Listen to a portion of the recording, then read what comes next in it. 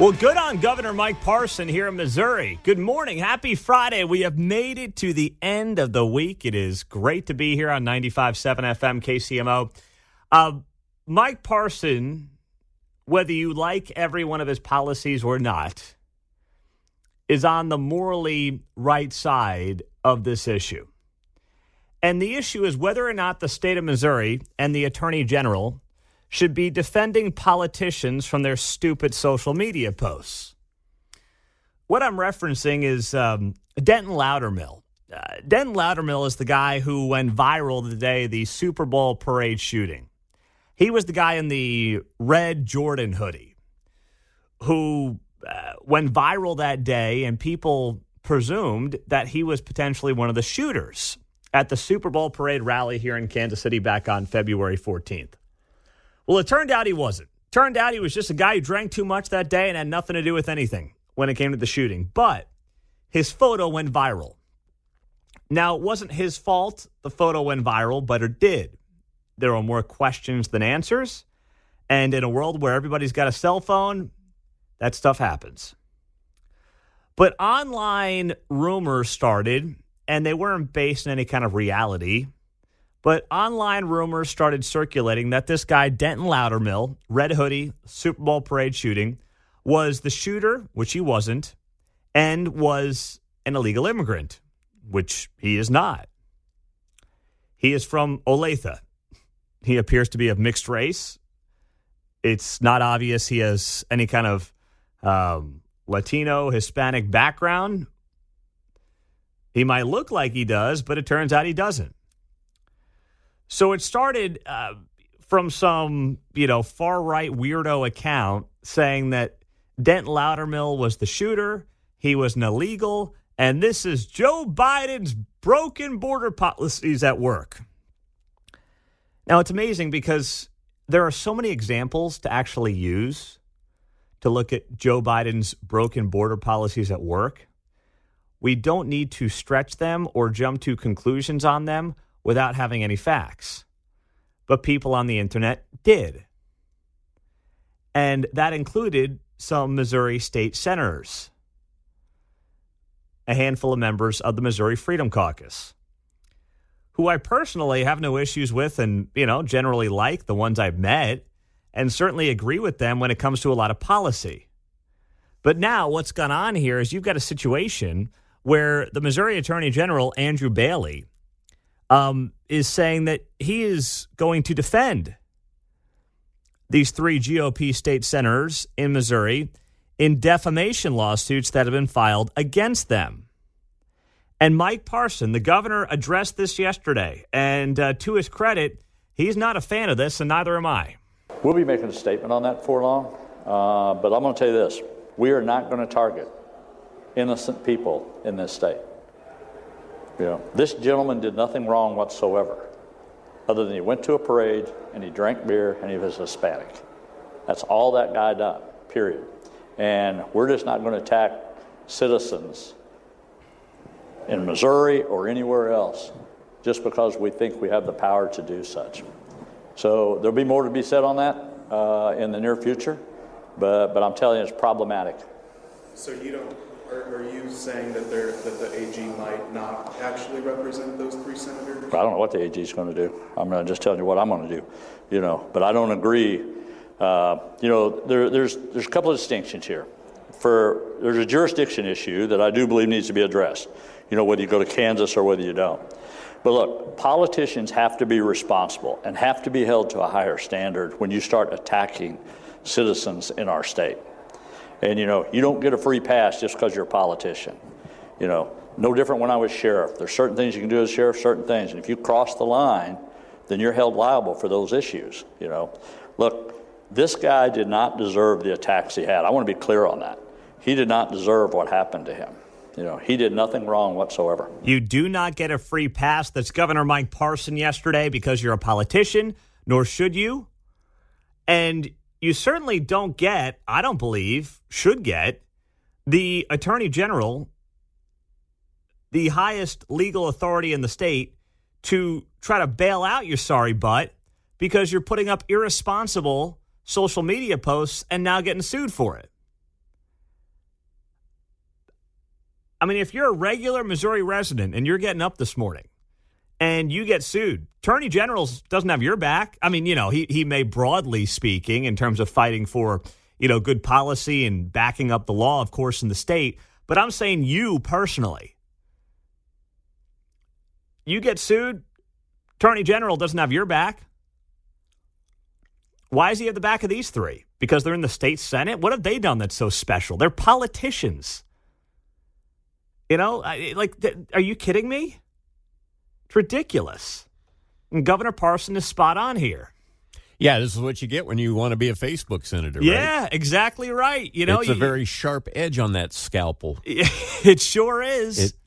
Word travels fast is what I'll say. We like to tout it when we want to turn out people to vote, but it'll cut you the other way, too. Well, exactly right. And that's the case for these three senators who are now, listen, they're members of the Freedom Caucus. They're doing good work on a lot of policy issues, trying to.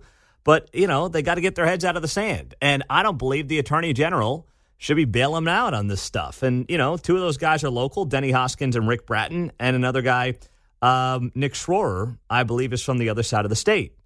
But, yeah, you want to be, Mr. Clicky on social media and try to go viral and, be the hotshot state senator who's got a big-time political future.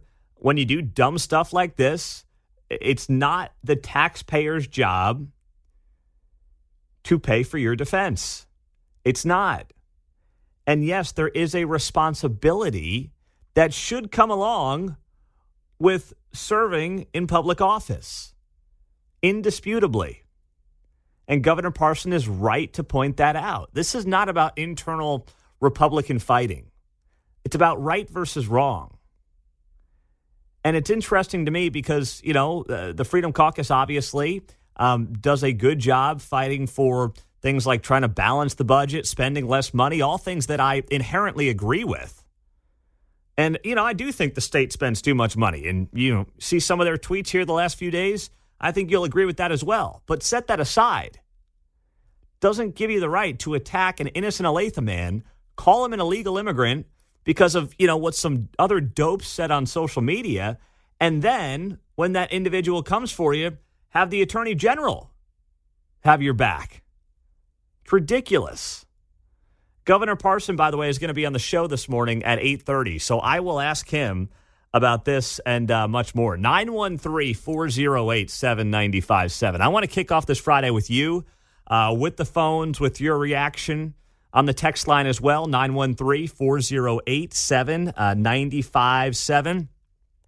Because just if you're a resident, just a run-of-the-mill resident, you can agree with these senators in policy and principle, but also say, is it really our job as a state, as the Attorney General, to back them up in their lawsuits because they're politicians? What are they, some protected class? Please.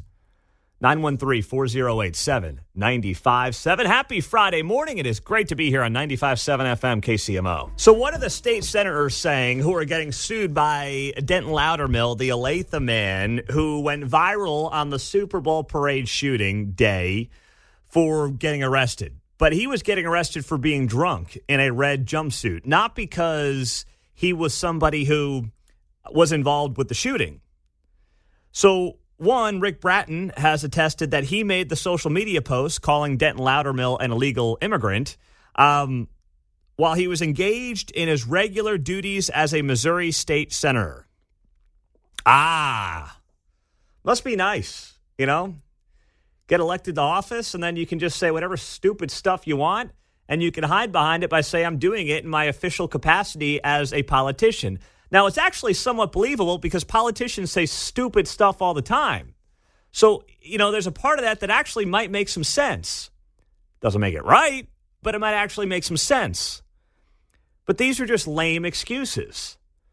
And why the Attorney General is backing these cases and taking them up, I do not understand.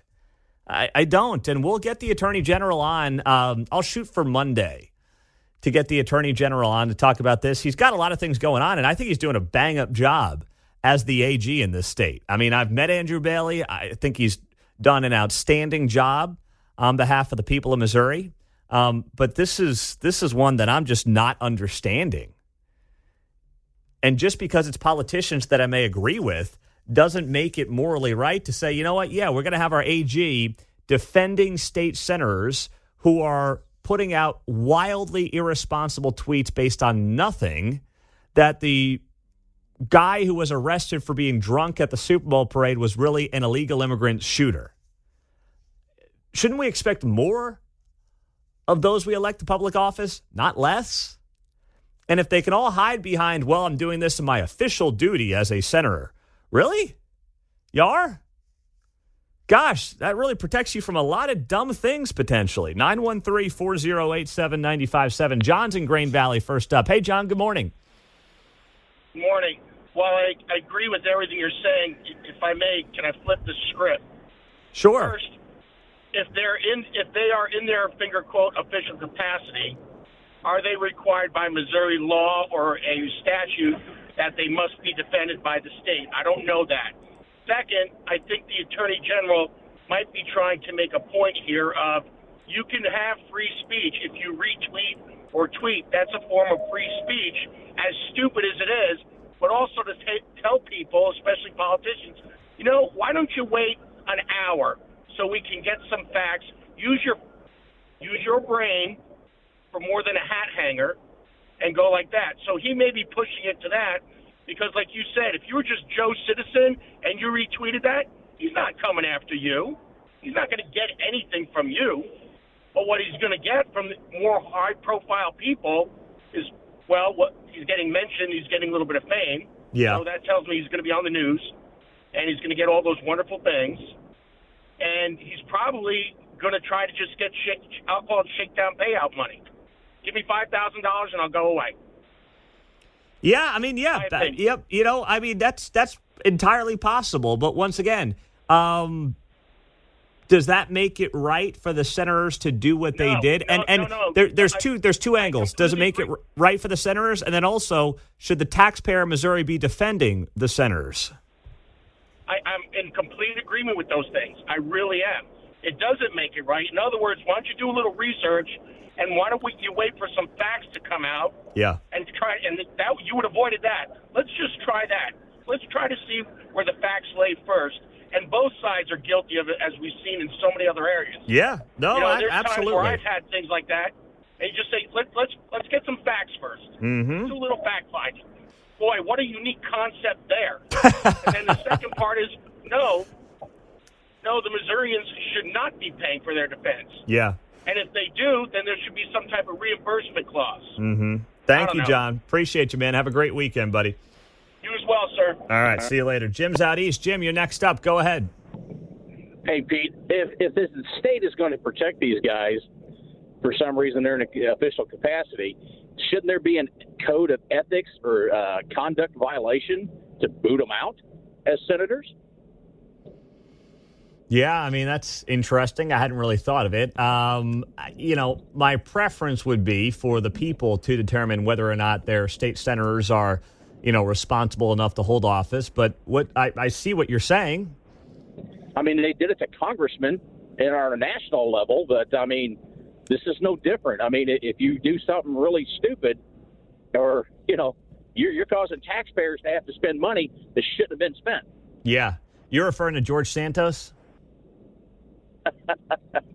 No, it's just the whole thing. I mean, it's just, I'm not for anybody. It's just, no matter who it is, I don't care. Yeah. You conducted yourself wrongly, not as a statesman, and you should pay the price for it. Mm-hmm. Whether or not it's monetarily or boot you out, because you're not representing the people when you're doing that. You're representing your own thoughts. Yeah. Yeah, exactly right. You are. Well said there, Jim. 913-408-7957. Mike in Kansas City, go. Yeah, dual standards again.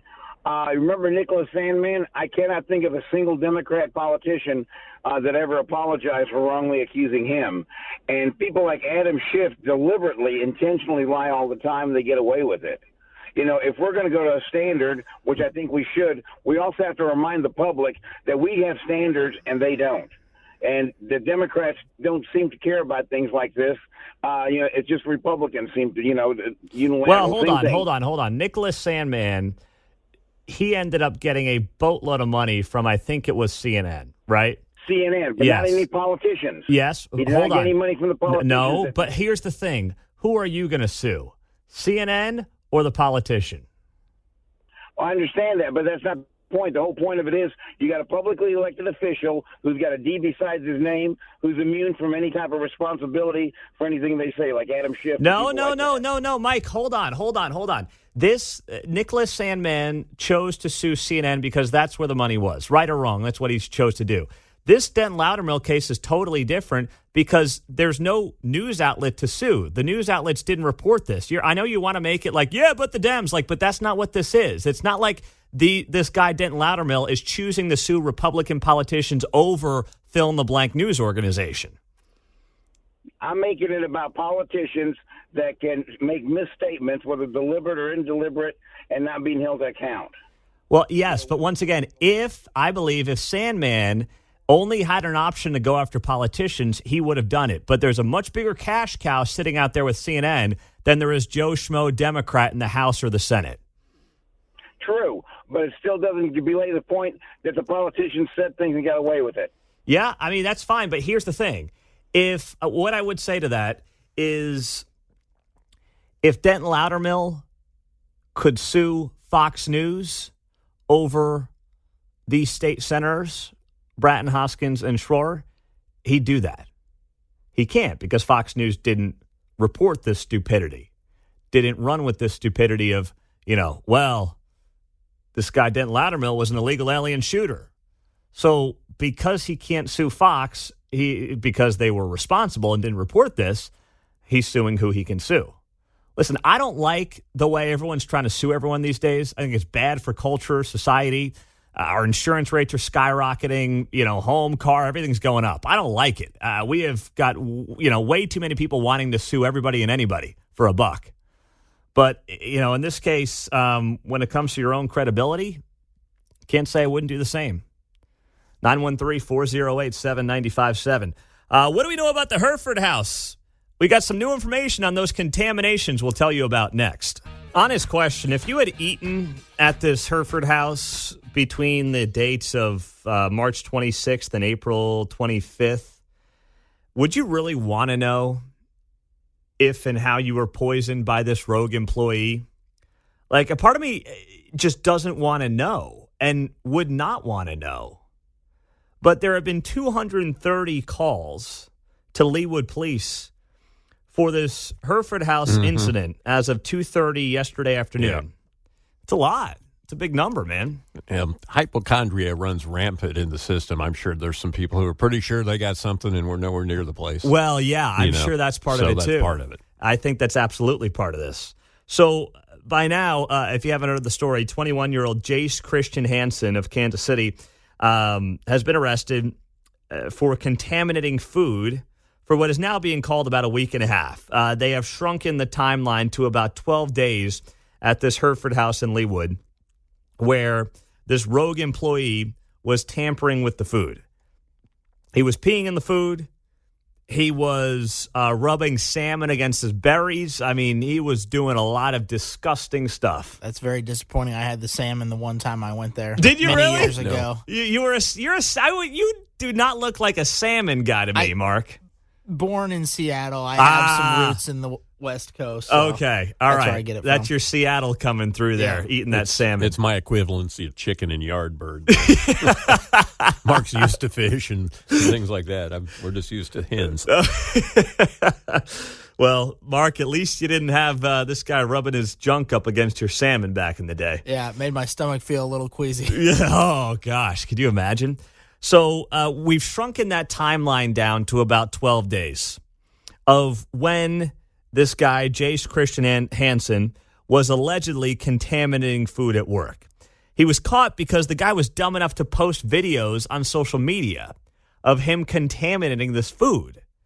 And he was posting it on various websites. Also, he was talking about it and sharing photos and videos, I guess, on dating apps like Grindr. So he was sharing this publicly on social media. And eventually, thank goodness, he got caught. So Hansen is estimated to have contaminated food in more than 20 incidents But there have been 230 calls to the Leawood Police about this, when there's probably, a couple to a few dozen people who actually were contaminated. And let's be honest, and this is, take your sip of coffee, finish your bite this morning of breakfast, and then I'll say what I'm about to say. There's probably a lot of people who consumed this guy's urine who did not get sick. I know that's disgusting, and trust me, I believe it to be disgusting, but it's also probably true.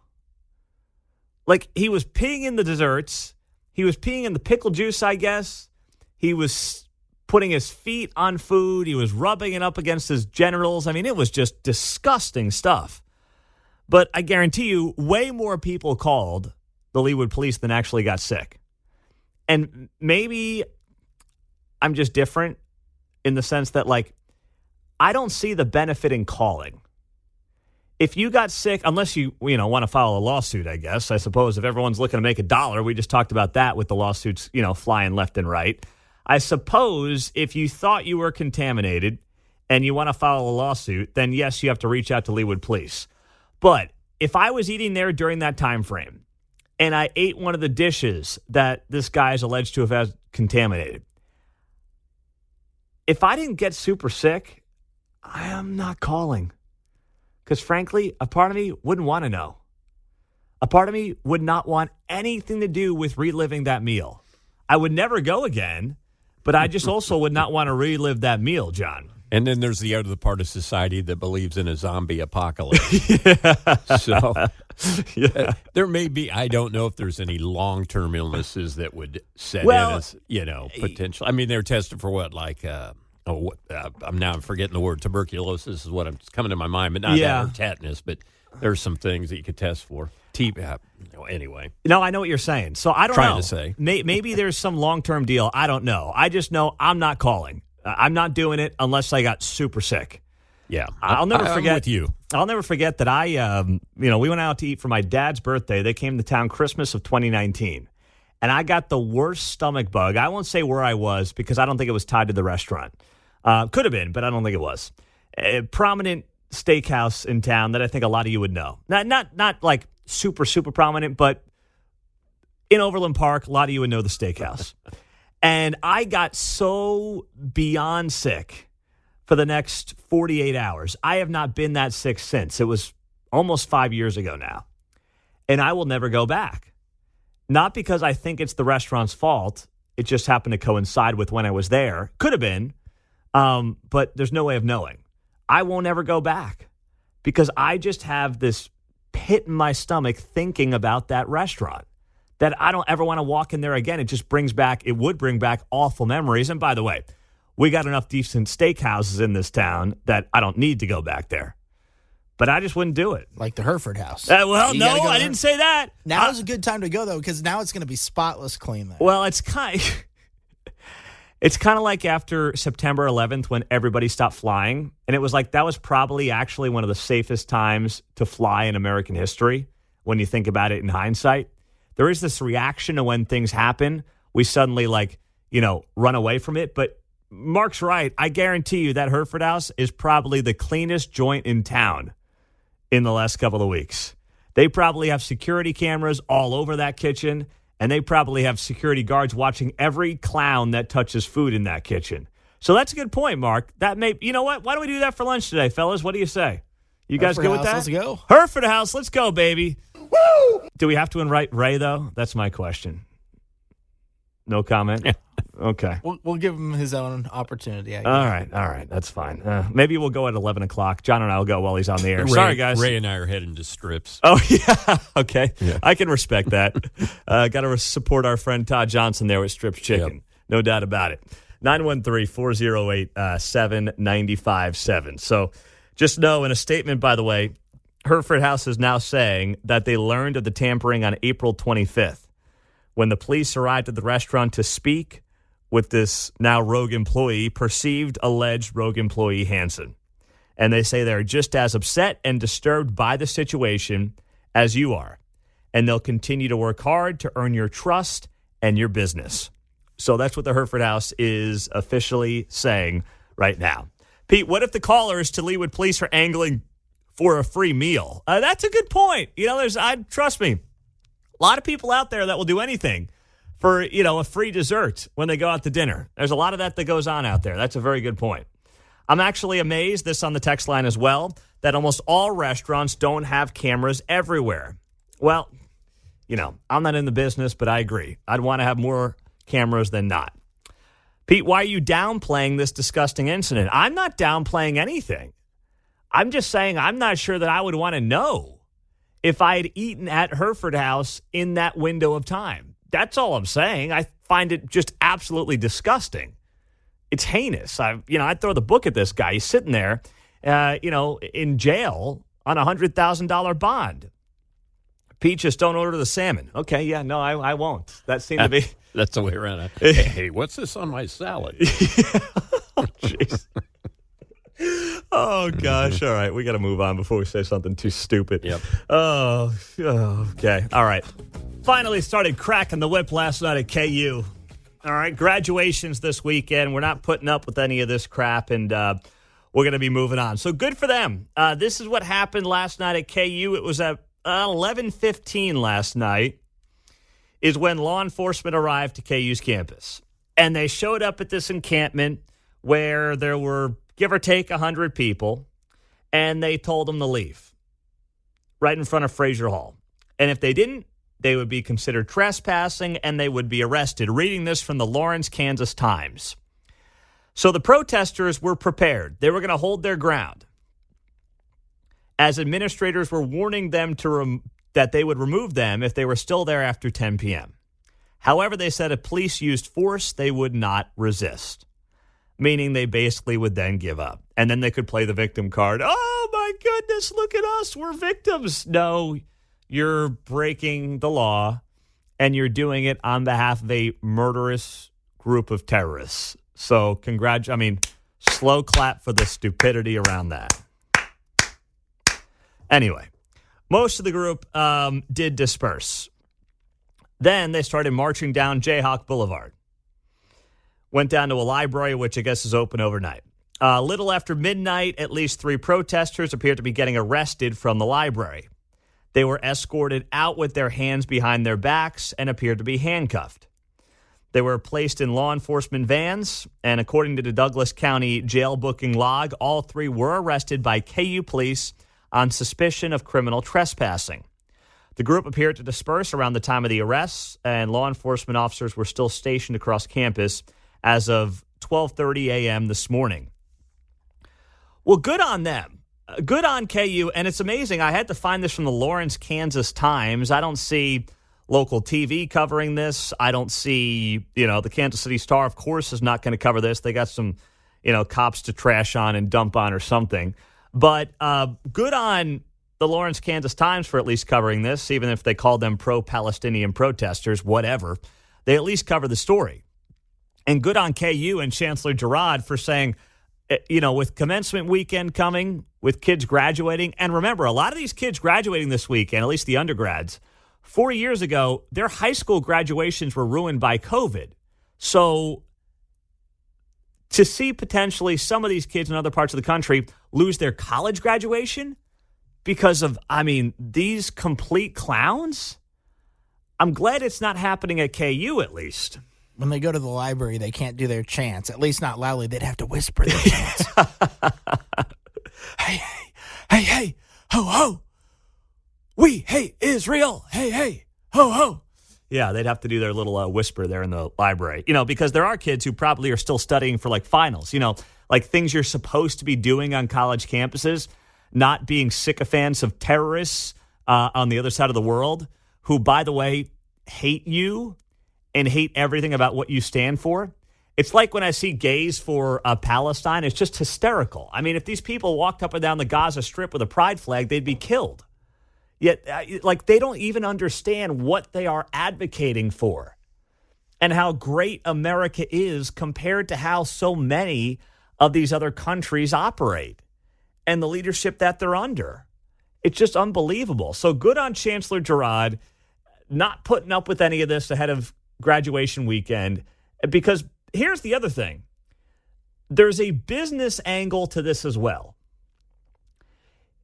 We've seen this on the Ivy League campuses. Who in their right mind is going to spend, if you have the money, 70, 80, 90 grand a year to send your kid to Columbia or Cornell after what's happened over the last few weeks? And really, you could go back a couple of years. Like, your kid can go anywhere in the country. And I know the prestige of the Ivies still tricks some people. But are you really going to drop 90 grand a year for your kid to go to Columbia after what you've seen the last few weeks? And if KU parents were showing up in Lawrence this weekend for their kids' graduation, and they had this clown operation, chanting and protesting and doing their encampment thing in front of parents, and you've got younger siblings, what are you thinking about if you're a parent? Am I going to send my next kid here if KU can't get this under control? Or am I going to look at other options? That's why this is a business move as much as anything else. And it's a smart business move that KU made to basically say, this thing's getting cleared out by 10 p.m. last night. And if not, we're making arrests. So good on them. 913-4087-957. John's on KCMO on a Friday. What's up, John? Happy Friday, buddy. Happy Friday to you too, Pete. What's happening? You know what they've been chanting, from the river to the sea? Yeah. That's been Democrat policy for well over a decade now, because they're just following along with what the Democrats have been saying for a long time. President Obama, when he referred to the Islamic State, said ISIL, Islamic State of the Iraq and the Levant. What is the Levant? That is a time when the Muslims had conquered the entire Middle East and Israel did not exist. So even President Obama was referring to a time when Israel didn't exist, from the river to the sea. So they're just carrying forward the mantra of the Democrat Party from the president's Obama's administration. That's a very interesting point. I'll never forget, thank you, John, when Obama did bring up ISIL and started calling them ISIL instead of ISIS. And you're right. That is part of the backstory in terms of why you would call ISIL versus ISIS. That is an excellent point. But now, it was a little more, I don't want to say hidden, but more subdued. I mean, we know what Obama's foreign policy was. We know he tried to play nice. We know he apologized, to many bad actors in the Middle East. I mean, that was his style. Joe's taken that and just put it on steroids, of course. That's what he's done. And now you're paying the price. We're, as a country, paying the price for it. But you bring that up, and listen, I think that this has been festering for a while. There's no doubt about it. It has been festering for a while with the progressive movement. But this is the weird part of this, right? Because I see the texts. Politics makes strange bedfellows. And right now you have the far right and the far left who have united in many respects against the Jews. Trust me. I mean, go on social media. Read some texts. I mean, there's not a lot of it, but there is an element of it where the far right and the far left have come together against the Jews and against Israel. And by the way, common sense, I believe, will prevail. I'm hopeful of that. I believe that to be the case, that the middle 80% are going to wake up and are pushing back and not standing for any of this. But it's very interesting to see how politics does make strange bedfellows, and that's part of what we're living in right now. But there's no doubt what's going on these college campuses, that is very much an organized, progressive movement that is advocating for the elimination of the state of Israel. That's clearly what is happening. And then all these other dumb demands as well, like, climate change and all this other stuff. It's just crazy. What's going on, though, when it comes to some of the prominent universities and the Ivies? Another president resigned. Another one. And there was a list put together, by the way, of where college graduates are flocking to, where they're coming to, where they're renting. And one of those places is right here in our backyard. We'll tell you where that is coming up on KCMO 95.7 FM. Another one is out. Martha Pollack, president of Cornell for 7 years, announced yesterday she is set to resign on June 30th. That makes her the third Ivy League leader to depart since December. So she claims, of course, she was not pushed out over campus tensions. The decision was hers and hers alone. Okay, yeah, sure, we got it. Something's happening. And I'm hopeful it's the reckoning that we need in higher education. I'm not going to guarantee it because time heals a lot of wounds. And in 12 months, when juniors who are then going to be seniors in high school are getting set to go to college, and, you know, their parents and these kids see an acceptance letter to Cornell. They see an acceptance letter to Columbia. They see an acceptance letter to Harvard. It's very easy to say, remember what happened. Don't forget what these campuses allowed to have happen on their, university campuses here in recent weeks. And, of course, all the other issues they've had as well in recent years. But then you get accepted. And then the emotion takes over. And then you find yourself in a situation where suddenly you're really going to turn this down? You know, let's be honest. When it comes to colleges, parents' egos get involved too. We get it. It happens. Just admit it. You know, shouldn't be the driver, but it can be part of the equation. I don't know if this is, the thing that finally breaks higher ed, but I hope it's a step in the right direction. Not that I don't want Harvard to be Harvard and I don't want Columbia to be Columbia. I want them to be prestigious universities as they always have been. But the way they have allowed themselves to be overtaken from the administrative level to the student level by very, very, very progressive operatives is what is really the most concerning part of this entire operation. And for most of them, that's how it goes. So new presidents, that would be a great step in the right direction. Look at University of Florida, what they've got going on with Ben Sasse. Ben Sasse is a former Nebraska senator. A lot of people thought he was going to be, of that Marco Rubio kind of grouping where he was a potential presidential candidate going back 10 years ago. He was one of those young hotshots. But he was not a Trump guy. Trump takes over the party. Trump didn't really care for him. He was kind of viewed as an anti-never Trump guy. So he left the U.S. Senate. His political career basically ended. He was of that Marco Rubio, Paul Ryan grouping. And I'm not saying that's good or bad. I'm just saying that's what he was a part of. So he ends up leaving the U.S. Senate. He gets the gig down at the University of Florida to be their president. And they made it very clear in recent weeks at the University of Florida, led by this guy, Ben Sasse, that they weren't going to put up with any protests. He said, we're not a daycare. We're not here to watch kids. We're not here to let them play encampment. It's not happening here. And it didn't. It did not happen at places like the University of Florida. KU done a pretty good job here in recent weeks. Last night, as we told you, they broke down the encampment. They made some arrests before graduation weekend. So they're kind of in the middle. But the Ivies have done a terrible job for the most part. Outside of Harvard, notice how you haven't heard about Harvard. Harvard has actually, and they put out letters that we read to you on the air last week, basically saying they were not going to put up with any encampments. I know, that's surprising, but they've gotten so much flack lately, they had to do something. And they did it. And it's amazing when you take a stand and you say, we're not allowing this. For the most part, people are going to listen. I know it's shocking, but that's what happened. So it goes to show you, if you have the right people who have a moral compass, it doesn't mean they have to pick political sides on things, but just have a moral compass in terms of how they run their institutions, you're going to be okay. But too many of them in recent weeks haven't had it.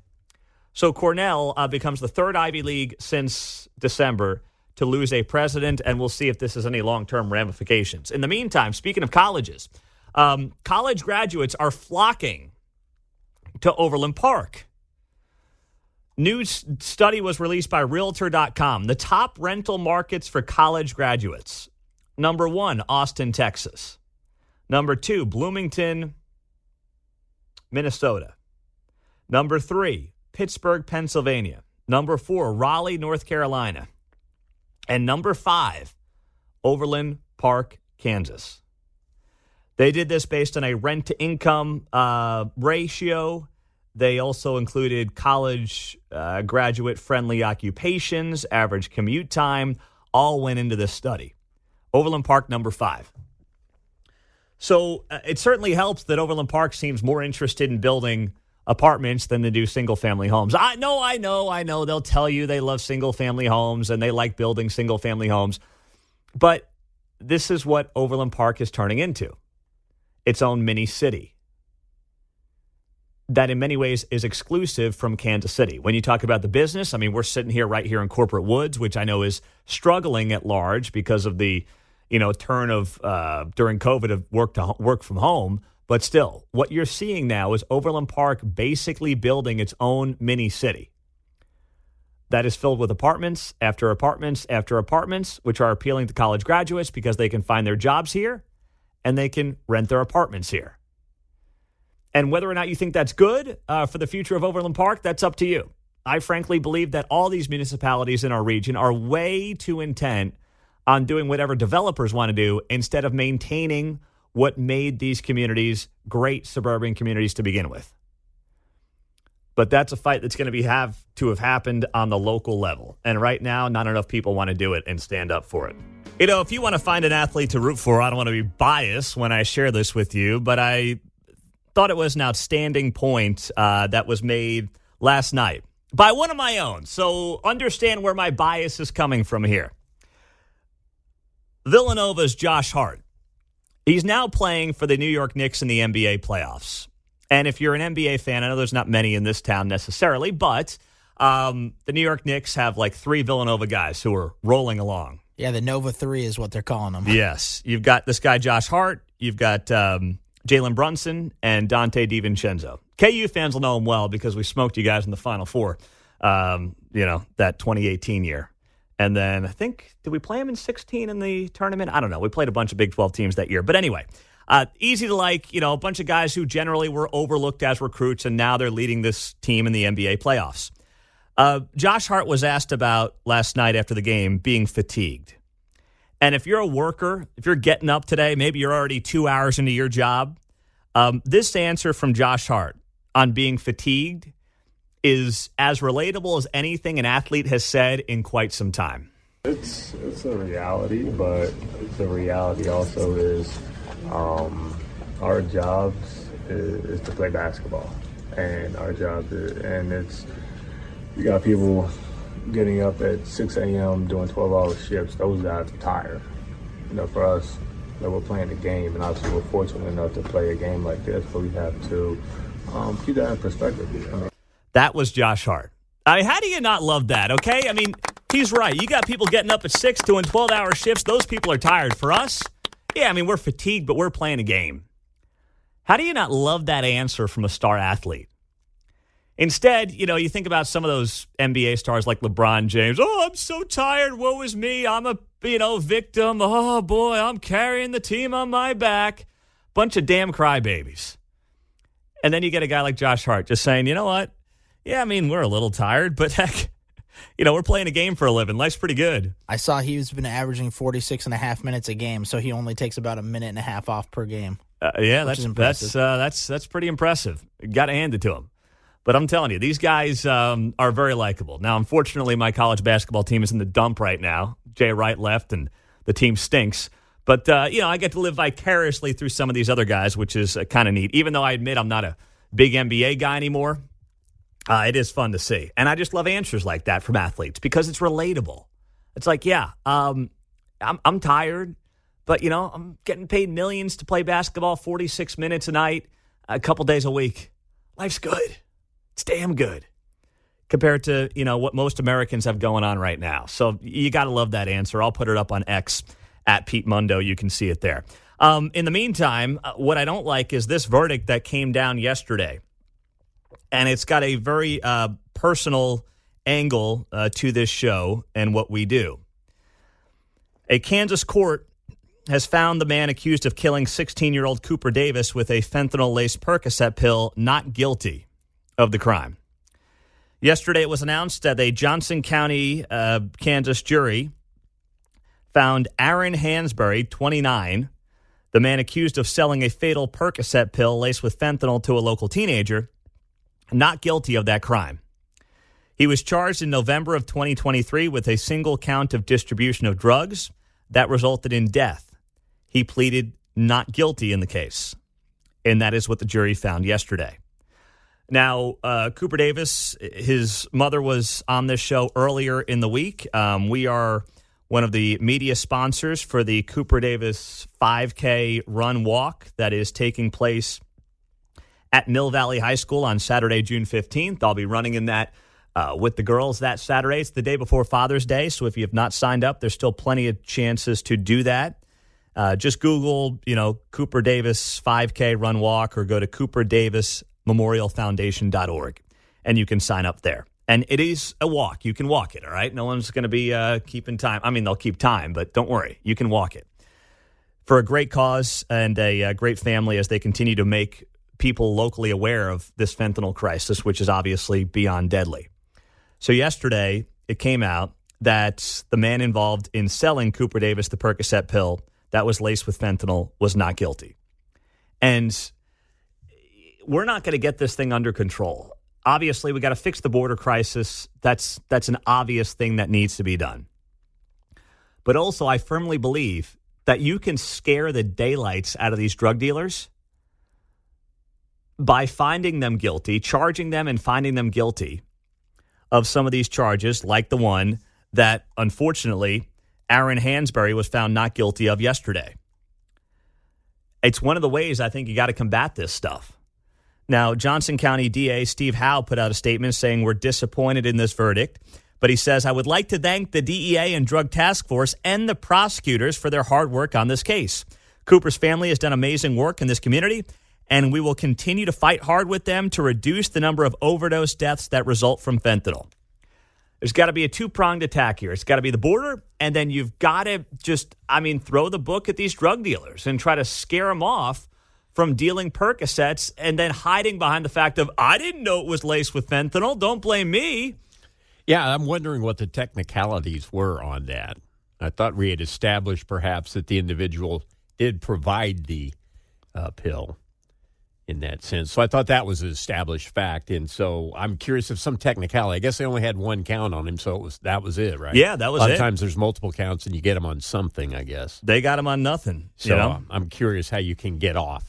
Yeah, I don't know. Yeah, wasn't in the courtroom right now, but we just know that, unfortunately, this scumbag's back out on the streets. And he was found not guilty by a jury of his peers, and that's how it goes. So these kids, what they did was, they went to a CVS on Truce. They picked up the drugs from the drug dealer. They thought it was Percocet, and it was laced with fentanyl, and it killed Cooper.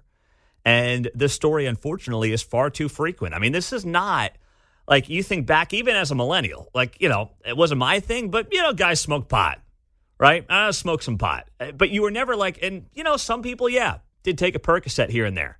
But you never thought to yourself, gosh, is this Percocet laced with fentanyl that's going to kill me? And yes, 99.9 times out of 100, it's not going to kill you. But the fact that there is that 0.01 chance or 0.001 chance that it could makes these very scary times for young people and for their parents. And I know there's many of you out there who are feeling that way right now. And you try to bring awareness to it, but man, it is easier said than done because young people are going to be dumb young people.